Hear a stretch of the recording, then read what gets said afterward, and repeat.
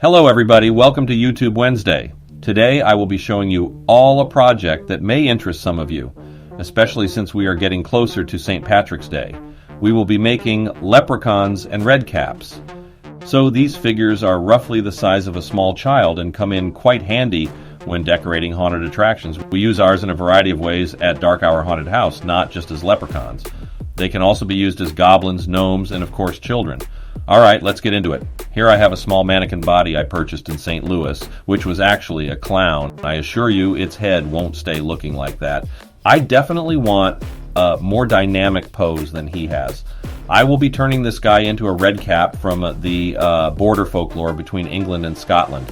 They are basically like a super high-powered goblin and they wear red caps. And they need to keep their caps wet in the blood of their victims. As soon as their cap dries out, they die. So they kind of have to kill a lot of folks. Luckily for them, they live in a very humid area, so they won't be dying so quickly. Here I am sympathizing with murdering fairies. It's who I am as a person. But anyways, first we need to cover this guy with contact cement using a chip brush. In case you don't know, or you just need a reminder, the way contact cement works is you need to coat both surfaces that you are going to join and allow them both to dry before joining them. This creates the strongest bond.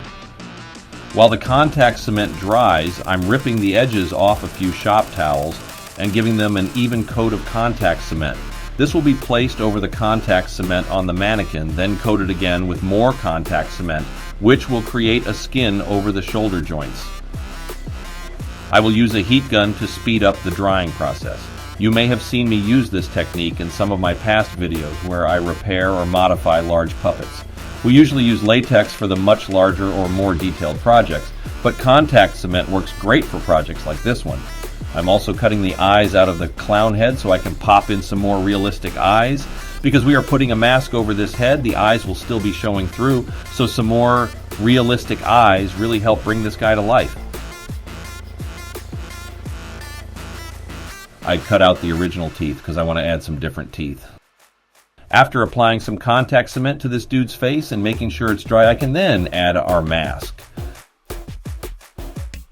Those teeth were simply industrial strength, hot glued into place. Yeah, that looks much better. We continue the process by brushing on more contact cement, again with the heat gun to speed up dry time. Then we begin to blend the mask with the mannequin. The teeth I added are so pushed forward that now this guy has no chin, so I use a rolled up ball of tape to build out the chin. Then more contact cement and more shop towels. Notice that the edges of the shop towels blend in because they are ripped. It helps feather them out. If we just added shop towels with straight edges, you would see those straight edges in our finished product. I'm adding long fingers to the hands. They are actually plastic Halloween toy fingers for kids, and I am hot gluing them into place. I'm adding tendons using the hot glue that help blend the fingers to the hand a bit better. This is a spray adhesive that I am spraying really heavy and stringy to give texture to this guy's skin. I am spraying a base coat using yellow and flesh tone spray paint. The face needs to be painted using a latex paint. I use the airbrush to define all the lines. As if this little guy wasn't already buff enough, now he has muscular lines. More detail lines on the face to emphasize the wrinkles and facial muscles. Out of this scrap material, I will make some fine pants for him. Rather than sewing an outfit, I'm just building an outfit directly onto him using hot glue. I start with 2 tubes for his legs. The top of the pants is simply a loincloth. The mesh shirt is a thrift store find from many years ago that I absolutely love. It has a chainmail feel or a fishnet feel. I strongly encourage people to go shop at thrift stores for clothing for their projects. You should always have a collection of belts.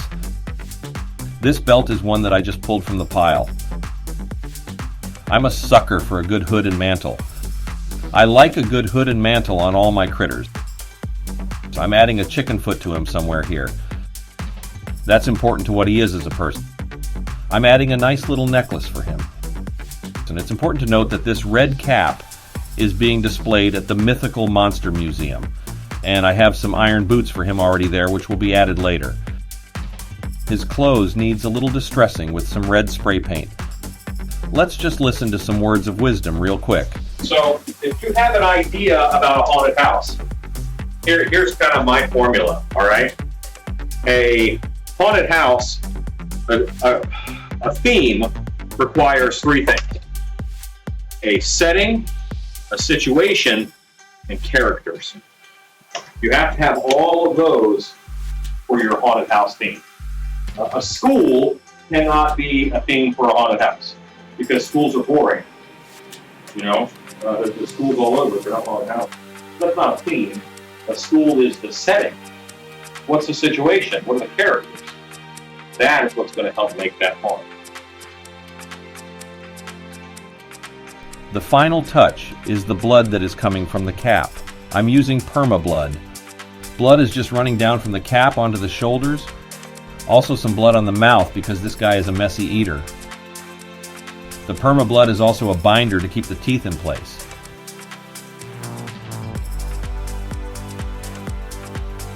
And there you have it, that is our red cap. We will have a few red caps at our next show at Dark Hour Haunted House on St. Patrick's Day. But those will be actors in costume. Now let's move on to a leprechaun head that can be used in place of the red cap head.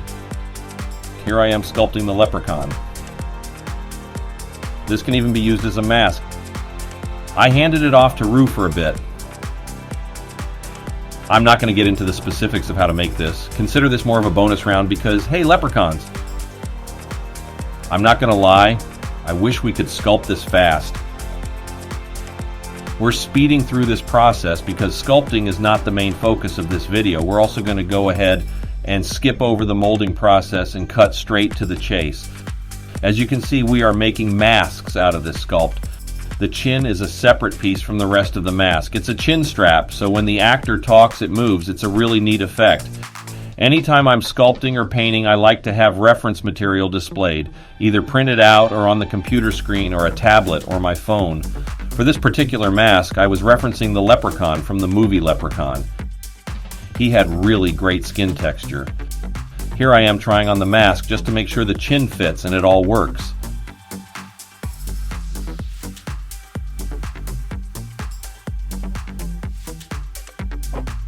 Speed.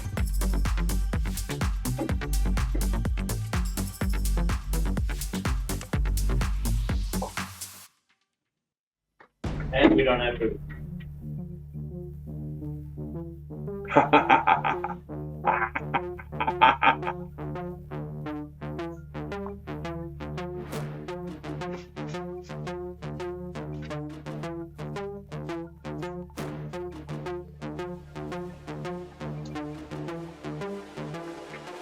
Now my beard sticking out here looks weird.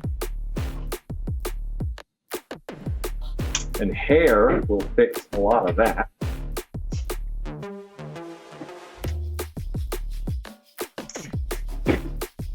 The final touches: hair, eyebrows, beard, back of head. The hair really helps blend the mask with the actor or with the tiny mannequin.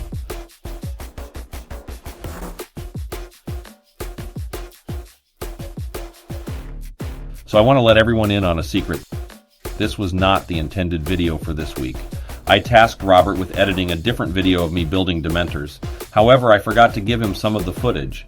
Normally, I would just send him the missing files. However, I am currently on a ship in the middle of the ocean. So if this video was awful, go ahead and blame Robert. But if it wasn't too bad for a last-minute slap-together YouTube Wednesday video, then give this video a thumbs up and give Robert a pat on the back. So that's a leprechaun. Hey, Rue! Say goodnight. Good night, Rue. I'm going to go back to my annual week off. As always, go make stuff.